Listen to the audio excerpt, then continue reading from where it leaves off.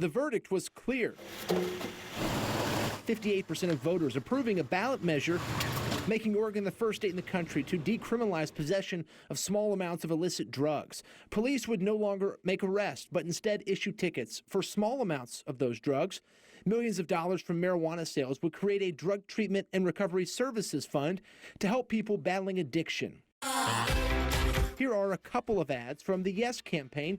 This one says Measure 110 replaces criminalization with treatment and funds treatments using existing marijuana dollars.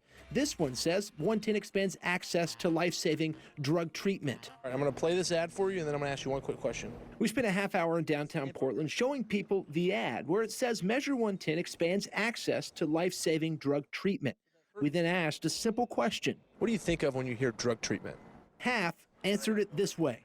I think of like a treatment center, like an inpatient kind of thing. Things like drug rehabilitation programs and things like that. It's a place where people can go to get out of drugs, I would say.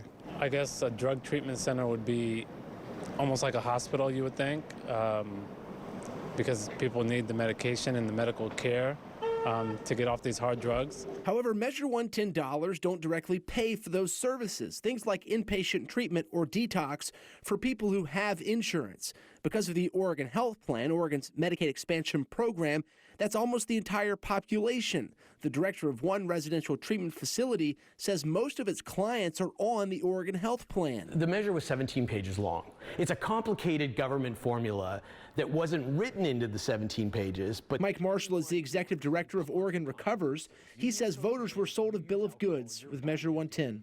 They told the voters that it was going to pay for treatment with the understanding that the traditional understanding of treatment was residential treatment and detox. Instead, the program pays mostly for services for people already in recovery or waiting for treatment. It covers things like housing support, job training, peer support and mentoring, and also this, harm reduction, basically making drug use less dangerous, plus low barrier treatment like medication to help someone battling an opioid addiction. So far, the state has approved roughly $300 million in grants for that. Do you think voters were misled in 2020? I know voters were misled. Go look at the TV ads. It said it was going to pay for treatment. So why does Measure 110 not pay for services like inpatient treatment for all who need it? I don't believe that Measure 110 is fully implemented. That was never the plan, according to Haven Wheelock. She was one of the chief petitioners to get Measure 110 on the ballot. The idea with Measure 110 was to not replace things that were billable by Medicaid. What do you say to people who look at it now and say, I was a little confused when I voted for it and thought it would cover all this stuff? Yeah, that's a great question. I think for many people, when they think about what treatment is, they think about things like inpatient treatment, outpatient treatment, these things that are billable by Medicaid, right? I think it's a new way of thinking about treatment to include things like harm reduction services like we provide here, to include things like peer support, employment supports, housing supports. Instead, Wheelock says 110 programs add to services already covered by Medicaid. However, those Medicaid-funded programs are not meeting the state's need. A 2022 study by OHSU found Oregon has a 35% shortage in outpatient treatment facilities, a 60% shortage for inpatient treatment, and a 27% shortage for residential detox facilities. Oregon is at or near the bottom of the U.S. for access to treatment. Well, I genuinely don't think that they were misled. Tara Hurst is the executive director of Oregon Health Justice Recovery Alliance, a statewide advocacy group focused on fully implementing Measure 110. If there are voters who are now surprised that detox and residential treatment is not funded by Measure 110, what is your message to them as one of the chief supporters of the measure back in 2020?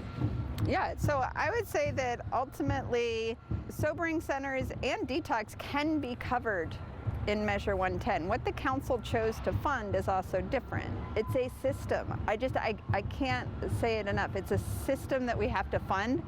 You can't have just one without the other, and we need all of it, and we can't pick and choose at this point. We're in a crisis.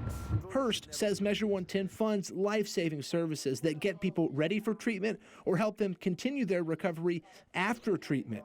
But remember those ads. 110 expands access to life-saving drug treatment. Could they not say Measure 110 will pay for harm reduction, it will pay for housing peer support specialists, it will pay for employment training, it will pay for low barrier treatment, it will not pay for this? Is that not really the place of a campaign? I don't think it is. I think that the campaign did make it clear that it was peer support, housing, low barrier treatment, outpatient services, and supported employment, which we would say are all part of the treatment continuum, and you can't have a continuum without multiple things in it. Misled or not, it's what Oregon's got. The measure is under intense scrutiny from Republicans who want to fully repeal it to others who want to make drug possession an arrestable offense again. Advocates like Hurst and Wheelock say the investments made from Measure 110 will start having an even bigger impact this summer. That's when many of the organizations will really start spending the grant money. Thanks for watching this story from K2 News. Be sure to click below to subscribe to our YouTube channel and watch K2 News at 6 for more stories and investigations. K2 News is on your side.